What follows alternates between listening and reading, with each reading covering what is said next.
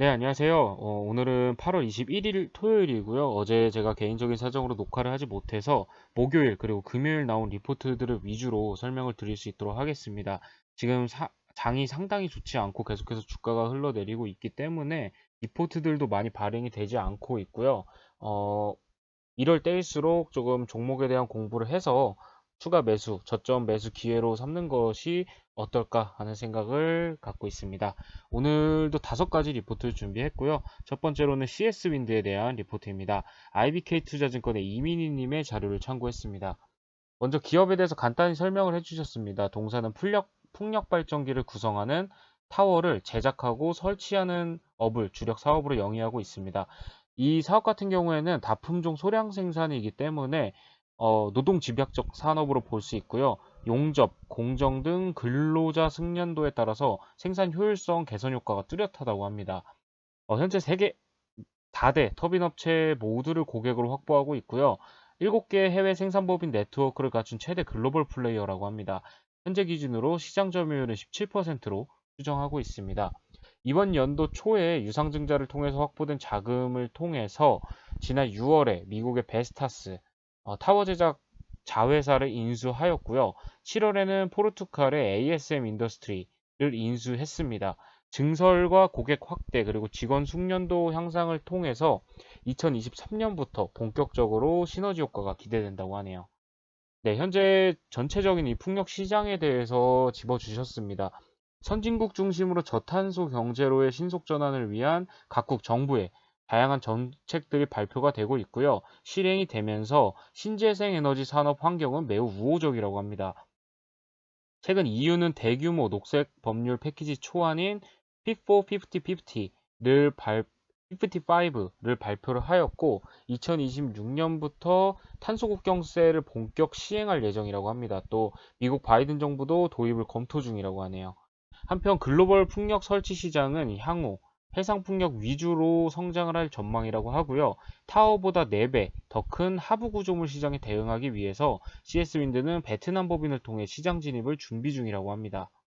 네, 하반기 매출액은 수출 실적 증가와 신규 인수 법인들의 연결 편입 효과로 인해서 전년 동기 대비 26.9% 성장할 전망이라고 합니다. 그러나 신규 법인 연결 편입에 따른 수익성 하락, 그리고 인건비, 제반 비용 증가 등으로 인해서 하반기 영업이익률은 8.4%로 낮아질 전망이라고 합니다. 참고로 이번 연도 상반기 영업이익률은 11.5%였습니다. 구조조정을 거치면서 신규 법인의 생산성 증가 효과가 나타날 때까지 외형 성장에 비해 수익성은 다소 제한될 전망이긴 하지만 우호적인 산업 환경 변화의 수혜를 고려했을 때 지속적인 관심이 요구되는 종목이다라고 요약을 해주셨네요. 네, 다음은 이렌텍이라는 기업이고요. 키움증권의 김두현님의 자료를 참고했습니다. 제목은 LG전자 ESS 배터리팩 ODM 업체로 등급이라고 적어주셨고요. 이렌텍의 2차전지 배터리팩 매출이 7월부터 시작되었다고 합니다. LG에너지솔루션과 협업으로 일본 혼다의 이바이크, 오토바이를 이야기하는 것 같고요. 배터리팩을 납품하는 구조라고 합니다. 인도 지역의 코로나 확산세로 계획보다 3개월 정도 지연이 되긴 했지만 중대형 배터리팩 매출이 이제부터라도 시작된다는 점에서 의미가 크다고 생각이 된다고 합니다. 인도 지역의 이 전기 바이크 시장은 정부의 친환경 정책에 힘입어서 연평균 52%의 고성장을 나타낼 전망이라고 하고요. 이렌텍 이바이크 배터리팩 캐파는 순매출 기준 400억이라고 합니다. LG에너지솔루션의 인도 지역 내 사업 방향에 따라서 긍정적인 모멘텀이 발생할 것으로 전망을 하고 있고요. 추가적인 인도 지역 배터리팩 라인 증설은 2022년 상반기 중에 진행될 전망이라고 합니다. 네, 2022년부터 이렌텍의 중대형 ESS 배터리팩 수주가 급증할 것으로 예상하고 있습니다. 이에 이렌텍은 300억 원의 자금 조달을 통해서 LG전자양 ESS 배터리팩 라인 증설을 시작을 했다고 하네요. 가정용 중대형 ESS 배터리팩 ODM 사업자로서 이렌텍은 단순 배터리팩만 공급하는 업체에서 한 단계 레벨업하는 계기가 될 전망이라고 합니다. 타겟 지역은 북미와 유럽 지역이라고 하고요. 시장 조사 업체에 따르면 2021년 북미 ESS 시장이 약 2조 원에서 2023년에는 약 4조 9,815억까지 성장할 것으로 전망을 하고 있습니다. 중요한 점은 조 바이든 대통령의 5만 장 태양광 패널 설치 공약을 살펴봤을 때 태양광과 가정용 ESS 시장의 성장 여지가 높다는 점에 있다고 합니다. 결국 LG전자는 북미 지역의 가정용 ESS 판매량을 높이기 위해서 대용량 ESS 제품을 런칭할 것으로 추정이 되고 있고, 여기에 적용되는 배터리 팩을 이렌텍이 생산한다고 봐도 무방할 것이다 라고 의견을 적어 주셨고요. 또한 기존에 납품하던 삼성 SDI양 ESS 배터리 팩도 우호적인 시장 환경 속에서 안정적인 수주를 이어나갈 전망이라고 하네요. 네, 실적도 좋다고 합니다. 이렌텍은 2021년 고객사 핸드셋 중저가 모델 확대와 신규 사업인 전자담배, 그리고 인도 이바이크 배터리 팩 등으로 매출액은 6,535억 원을 기록할 전망이고요. 영업이익은 전년 동기 대비 61% 상승한 242억 원을 예상하고 있습니다. 네, 다음은 온라인 카지노 게임 같은 이런 업을 영위하고 있는 W게임즈라는 기업이고요. IBK투자증권의 이승훈님의 자료를 참고했습니다. 제목은 하반기 저평가 해소 기회가 생긴다라고 적어주셨고요. 이 W게임즈는 소셜 카지노 기업인 스핀X가 높은 밸류에이션에 매각이 되었고, 자회사가 미국에 상장될 예정이기 때문에 밸류에이션 상승이 기대된다고 합니다. 이 스피넥스라는 기업이 넷마블의 2021년 예상 PER 25배 수준인 약 2.5조 원에 매각이 되었기 때문에 현재 동사의 낮은 밸류에이션이 더욱 부각되고 있다고 하는데요. 스피넥스가 소셜 카지노 시장에서 연간 2배 이상 성장하는 만큼 시장 내 새로운 기회가 존재하는 것으로 판단된다고 합니다. 동사 역시 신작으로 포트폴리오 다양화를 하고 있고, M&A를 통해서 외형 성장 속도가 빨라지면서 리레이팅을 기대하고 있다고 하네요. 한편 계속해서 이 이슈가 되었던 자회사죠. 더블다운 인터랙티브라는 이 DDI, 일명 DDI라고 불리는 이 기업이 미국 상장을 계속해서 노리고 있는데, 이게 지연이 되면서 하반기 IPO를 완료할 가능성이 높아졌다고 합니다. 이 개인적으로 이 W게임즈라는 기업에 대해서 계속해서 관심을 갖고 지켜보고 있는데, 계속 이 상장이 늦춰지거나 실패를 하면서 조금 주가가 탄력을 받지 못했던 사실이 있는데요. 현재 계속해서 이 시도를 하고 있고, 하반기에는 IPO를 완료할 가능성이 높다고 합니다.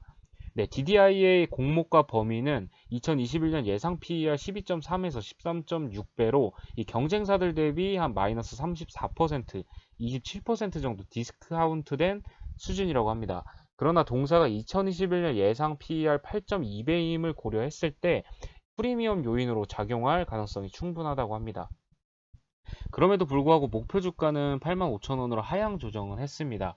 이 해외 소셜 카지노 기업들이 15배 이상의 밸류에이션으로 거래되고 있기 때문에 자회사 상장 전후로 이 W게임즈의 리레이팅 가능성은 높다고는 하고요.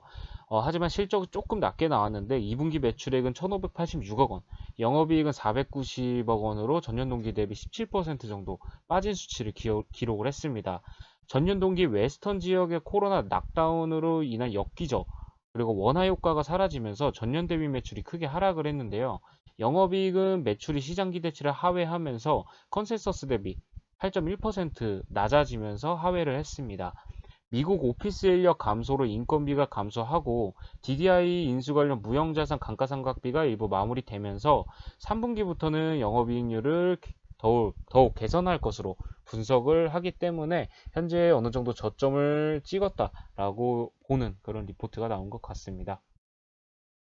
네, 다음은 동국제약에 대한 리포트고요. 이베스트 증권의 정홍식님의 자료를 참고했습니다. 실적부터 살펴보면 2분기 실적은 매출액 1,548억 원으로 전년 동기 11% 성장을 하였고, 영업이익은 158억으로 오히려 마이너스 13.5% 감소한 수치를 보였습니다.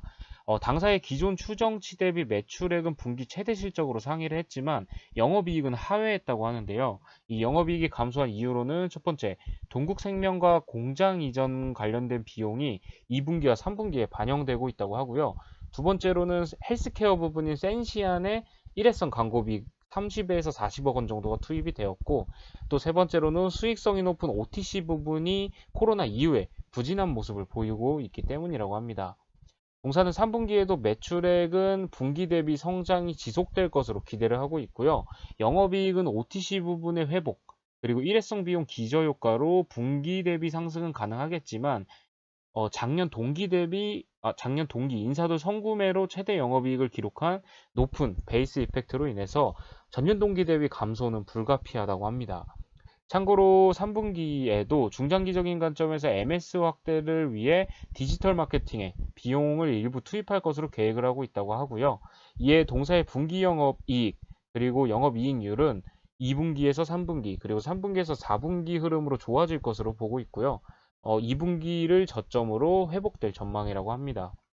동사는 중장기적인 관점에서 매출액이 매년 성장을 하고 있고 2022년에는 정상적인 영업이익률 수준으로 회복이 가능할 것으로 보이기 때문에 롱텀 바이, 중장기 관점으로 접근하는 것을 권고한다고 하네요. 네, 다음은 스마트팜 대장주라고 분류가 되고 있는 그린플러스에 대한 리포트입니다. IBK 투자증권의 김태현님의 자료를 참고했고요. 먼저 2분기 연결 매출액은 240억 원, 영업이익은 12억 원을 기록을 했고 영업이익 부분에서 전년 동기 대비 40% 정도 빠진 그런 수치를 기록을 했습니다. 당사 추정치 대비 매출은 상회했고 영업이익률은 하회를 했습니다. 국내외 스마트폰 시공 수요 확대에 기인해서 큰 폭의 외형 성장세가 이어진 반면에 전반적인 원가율 상승 그리고 자회사인 그린 PC팜의 부진으로 인해서 수익성은 악화된 것으로 분석을 할 수 있겠습니다. 정부 차원의 스마트팜 산업 육성 정책에 기반한 우호적인 사업 환경은 이어졌다고 판단을 하고 있고요. 스마트팜 혁신밸리 관련 매출이 반영되어서 국내 온실 시공 매출액이 118억 원으로 전년 동기 대비 95% 증가하였고 해외 매출은 9억 원으로 139% 증가 개선이 되었습니다. 알루미늄 압출 매출도 신규 고객이 유입되면서 전년 동기 대비 24% 정도 성장을 하였습니다. 영업이익은 추정치를 하회했고 영업 마진율도 10%를 상회했던 1분기 대비해서 축소가 되었는데 이는 알루미늄, 철과 같은 원자재 가격 상승 영향 때문이라고 파악을 하고 있습니다. 또 다른 이유로는 그린 PC팜 매출액은 전년 동기 대비 31.7% 감소한 26억 원을 기록을 했고 영업이익은 1억 원 적자를 기록을 했다고 합니다. 외식시장 경기 침체 여파가 이어지고 장어 가격 하락에 따른 생물자산 평가 금액이 축소했다고 하고요. 바이러스로 인한 폐사율 상승 등으로 인해서 실적 부진이 지속되고 있다고 하네요. 네, 최근 거리두기 단계 상향 그리고 연장 추세를 고려하면 하반기도 그린피쉬팜 실적 회복은 쉽지 않을 것으로 전망이 된다고 합니다. 다만 7월 중순에 판가 인상을 단행을 했고 별도 그린플러스 영업 마진율이 점차 개선될 것으로 예상이 되고 있고 내년에 호주 스마트팜 시장 진출에 따른 신규 매출 기대감은 유효하다고 합니다. 19일 동사는 호주 파트너사와 공개 유통계약을 체결을 했고요. 올 4분기 본계약을 진행하고 내년 3월 중에 호주에 12,000평 규모의 딸기 농장 시공에 착수할 전망이라고 합니다. 이런 점이 이 그린 플러스의 모멘텀으로 작용할 수 있을 것으로 보입니다. 네, 오늘 준비한 리포트는 여기까지고요. 월요일에 또 새로운 리포트로 인사드릴 수 있도록 하겠습니다. 감사합니다.